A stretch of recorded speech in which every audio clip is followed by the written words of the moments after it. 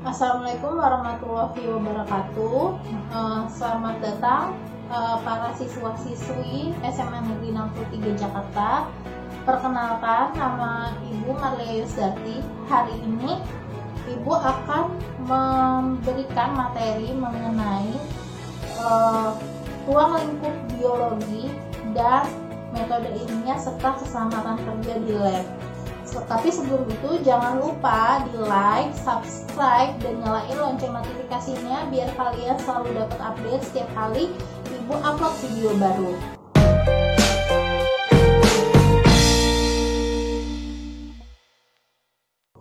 Nah, untuk KD yang akan kita pelajari saat ini adalah tentang memahami ruang lingkup biologi, permasalahan pada berbagai objek biologi dan tingkat organisasi kehidupan, metode ilmiah dan prinsip keselamatan kerja di lab berdasarkan pengamatan dan kehidupan sehari-hari. Untuk KD keterampilannya menyajikan data tentang objek permasalahan biologi pada tingkatan organisasi kehidupan sesuai dengan metode ilmiah dan memperhatikan aspek keselamatan kerja serta menyajikannya dalam bentuk laporan tertulis.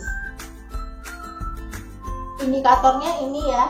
Nanti kalian tinggal baca saja karena ini banyak sekali yang harus disebutkan. Jadi nanti kalian tinggal baca. Sekarang pertanyaannya, apa sih biologi? Mungkin waktu SMP kalian pernah mendengar kata biologi sebelumnya yang merupakan bagian dari pembelajaran IPA.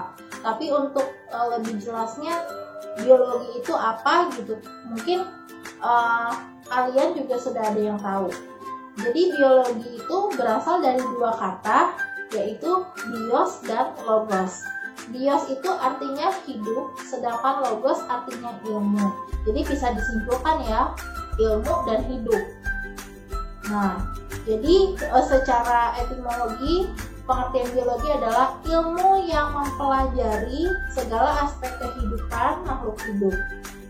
Jadi yang hidup di bumi ini tuh tidak hanya manusia saja, ada hewan, ada tumbuhan, bakteri, dan lain sebagainya, dan itu merupakan bagian dari aspek kehidupan. Jadi biologi itu tidak hanya belajar tentang manusia, tapi segala sesuatu yang ada di sekitar manusia. Sekarang, kenapa sih kita harus belajar biologi? Nah, biologi itu memiliki alasan kenapa harus kita pelajari. Yang pertama, dengan mempelajari biologi kita dapat memahami diri kita sendiri maupun kehidupan yang ada di sekitar kita. Yang kedua, biologi juga dapat meningkatkan kualitas hidup kita karena dengan mempelajari biologi kita tahu manfaat segala sesuatu dan itu bisa digunakan untuk meningkatkan kesejahteraan manusia. Yang ketiga, agar kita bisa lebih bijaksana terhadap lingkungan. Jadi kalau kita sudah tahu lingkungan akan rusak penyebabnya oleh apa, kita jadi lebih tahu gitu. Dan kita akan senantiasa menjaga lingkungan agar jadi lebih baik. Dan yang keempat, agar kita senantiasa selalu bersyukur kepada Tuhan bahwa kita diciptakan sebagai manusia adalah makhluk yang paling sempurna di antara makhluk lainnya. Nah, ini ada karakteristik biologi sebagai sains. Jadi biologi itu merupakan sains, bukan ilmu sosial ya. Kenapa dikategorikan sebagai sains? Ada 4 alasan. Alasan yang pertama adalah karena biologi itu bersifat rasional. Artinya dia dapat digunakan atau dipikirkan dengan menggunakan nalar atau logika yang hasilnya juga bisa diterima dengan akal sehat. Contohnya pada saat kita membicarakan tentang bakteri, mungkin kalau kita yang dengan kasat mata ini melihat secara langsung mungkin nggak tahu bakteri itu seperti apa, tapi dengan bantuan alat seperti mikroskop itu bisa kita pelajari dan kita bisa terima dengan akal sehat bahwa itu adalah bakteri gitu. Yang kedua adalah sifat yang objektif. Artinya kebenarannya bisa diterima karena dapat didapatkan atas fakta dan data yang tidak bisa dipengaruhi oleh pandangan pribadi. Jadi dia tuh harus berdasarkan fakta gitu.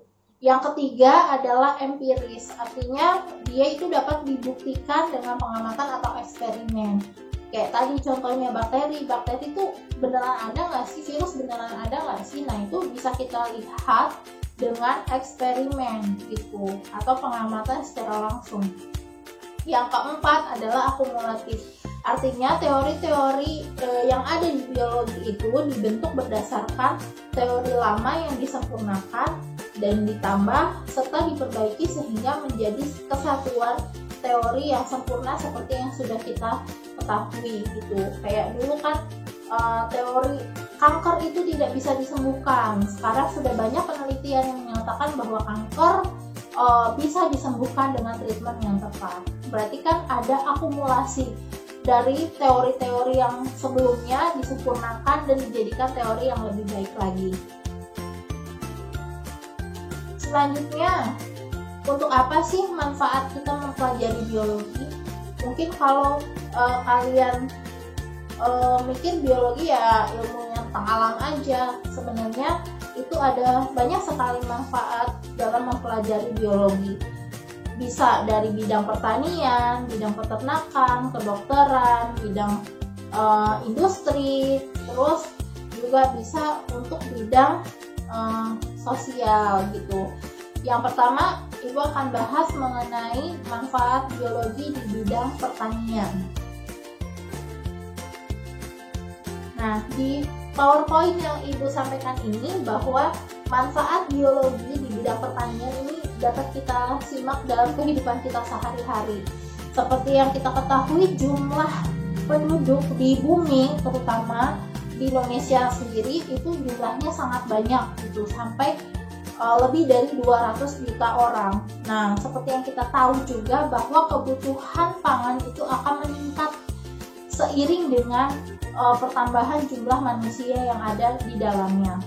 Nah, hal ini akan memaksa untuk sektor pertanian untuk bisa menghasilkan bahan makanan bagi kebutuhan makhluk hidup. Nah, dengan adanya biologi, di pelajarinya biologi ini di bidang pertanian, khususnya para petani ini bisa memanfaatkan dan menemukan bibit unggul gitu, sehingga bisa mencegah terjadinya gagal panen.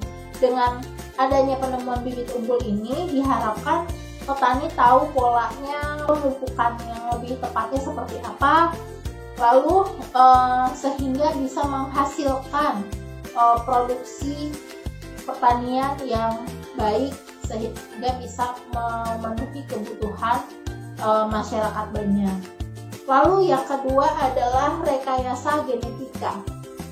Nah, dengan adanya rekayasa genetika ini dari bidang pertanian sangat diuntungkan karena rekayasa genetika ini dapat menciptakan varian-varian baru gitu. Seperti sekarang sih yang sedang tren itu ada banyak bahan makanan kayak kol ungu atau ubi ungu atau kayak bunga, juga banyak ya tanaman budidaya atau buah tanpa biji juga itu bisa dihasilkan dari proses rekayasa genetika gitu. Yang ketiga, dengan adanya teknik kultur jaringan. Jadi itu sangat bermanfaat sekali bagi petani yang menginginkan proses tanam yang cepat panennya gitu. Dengan adanya kultur jaringan, kita bisa memanfaatkan bagian tumbuhan yang sekecil-kecilnya itu untuk ditumbuhkan di dalam satu media agar jadi individu utuh. Itu menggunakan teknik kultur jaringan. Ketimbang petani itu harus menanam dari biji, lalu nanti bijinya nunggu sampai jadi pohon lalu berbuah, itu akan membutuhkan waktu yang cukup lama. Sehingga ini sangat membantu sekali untuk bidang pertanian. Yang kedua, itu adalah manfaat di bidang peternakan.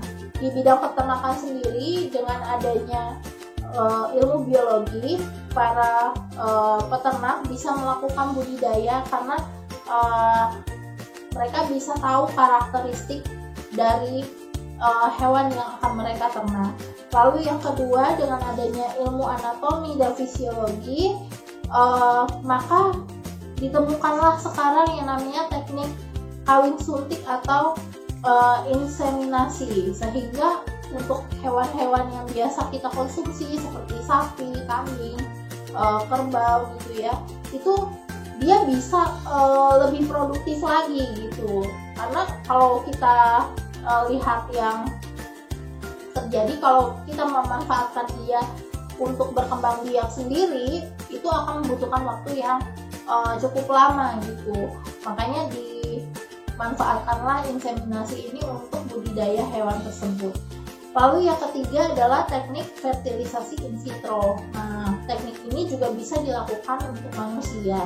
Tapi untuk hewan sendiri, biasanya sel telurnya ini akan dibuahi di luar tubuh si induknya ya. Nanti ketika sudah jadi baru ditanam di rahim si hewan tersebut. Nah, lanjut di bidang kedokteran. Kalau di bidang kedokteran tidak perlu disebutkan lagi ya, pasti sudah sangat banyak sekali, mulai dari transplantasi organ atau pencakopan organ, terus ditemukannya vaksin dan lain-lain gitu ya. Nah, untuk metode transplantasi ini sendiri itu juga akibat perkembangan ilmu biologi. Jadi awalnya kita melihat kalau manusia kayaknya tidak punya sifat totipotensi, tapi jaringannya mungkin saja bisa dicampurkan ke jaringan manusia lain untuk bisa memperbaiki kerusakan atau disfungsi pada organ tubuh seseorang yang sudah mulai rusak. Lalu yang kedua, dengan adanya ilmu biologi di bidang kedokteran ini, kita dapat mempelajari macam-macam virus sehingga bisa ditemukanlah vaksin yang bisa digunakan untuk menghadang atau melawan virus yang akan menyerang tubuh manusia. Yang ketiga, adanya teknik bayi tabung. Nah, dengan adanya teknik bayi tabung ini dapat membantu pasangan suami istri yang sudah lama mungkin tidak memiliki keturunan sehingga memiliki peluang untuk mendapatkan keturunan. Lalu yang keempat, di bidang kedokteran selanjutnya ada mikrobiologi yang dapat digunakan untuk menemukan berbagai macam antibiotik yang bisa mengobati suatu penyakit. Selain hal yang tadi, juga ditemukanlah tes DNA. Tes DNA ini digunakan biasanya oleh para tim forensik untuk mengidentifikasi korban kecelakaan atau korban bencana alam untuk mencari tahu keluarga mereka gitu, dan menginformasikan kepada keluarga mereka bahwa yang bersangkutan adalah bagian dari keluarga mereka dan butuh perlakuan yang lebih layak. Nah, di bidang industri nanti ada di bidang bioteknologi. Jadi ada sekarang industri makanan. Kita tahu ya, makanan itu yang berasal dari tumbuhan maupun hewan pasti suatu saat itu akan basi atau busuk. Nah, dengan ditemukannya ilmu biologi ini, beberapa mikroorganisme bisa kita manfaatkan untuk fermentasi atau pengawetan. Contohnya untuk susu itu paling gampang rusak karena dia itu ada asam laktat. Nah, untuk mencegah kerusakannya itu biasanya ditambahkanlah bakteri tertentu untuk difermentasi agar dia lebih awet. Nah, selain itu kayak di industri mebel misalkan, kita tahu kualitas kayu yang baik itu dengan cara mempelajari ilmu biologi. Jadi kalau kita lihat kayu itu ketebalannya sekian gitu, itu didapatkan dari pertumbuhan jaringan yang ada di dalam batang, dan itu dipelajari juga di dalam biologi. Cabang-cabang ilmu biologi. Nah, untuk biologi sendiri itu tidak berdiri sendiri ya, ilmunya itu dia memiliki kedudukan yang saling berkaitan antara cabang ilmu biologi dengan ilmu lainnya. Nah, di sini ada beberapa contoh cabang-cabang ilmu biologi yang bisa kalian baca. Di sini ada banyak sekali cabang-cabang ilmu biologi, diantaranya ada anatomi. Nah, anatomi sendiri itu adalah ilmu yang mempelajari tentang struktur tubuh bagian dalam dari suatu makhluk hidup. Lalu ada bakteriologi, yaitu ilmu yang mempelajari tentang bakteri. Bioteknologi, ilmu yang mempelajari tentang penggunaan dan penerapan proses biologi secara terpadu yang meliputi proses biokimia, mikrobiologi, rekayasa kimia untuk bahan pangan dan peningkatan kesejahteraan manusia. Ada ekologi, evolusi, dan genetika. Nah, ini bisa kalian baca satu-satu di sini. Jadi kalian bisa simak. Ya, ada berbagai macam. Selain dari yang Ibu tayangkan ini, ternyata lebih banyak lagi ilmu biologi yang bisa kalian pelajari.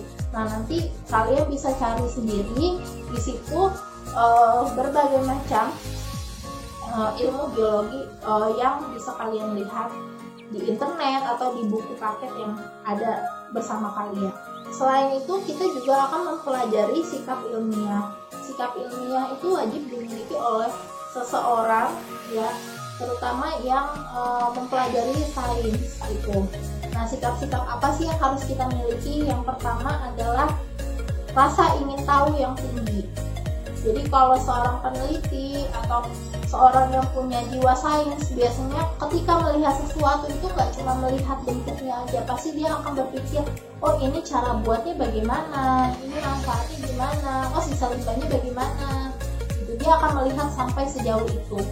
Terus yang kedua adalah jujur. Jadi apapun hasil penelitian yang dia terima, dia akan sampaikan baik itu berhasil atau tidaknya. Karena kalau dia salah dalam menyampaikan hasil penelitian, maka yang akan dirugikan adalah banyak pihak.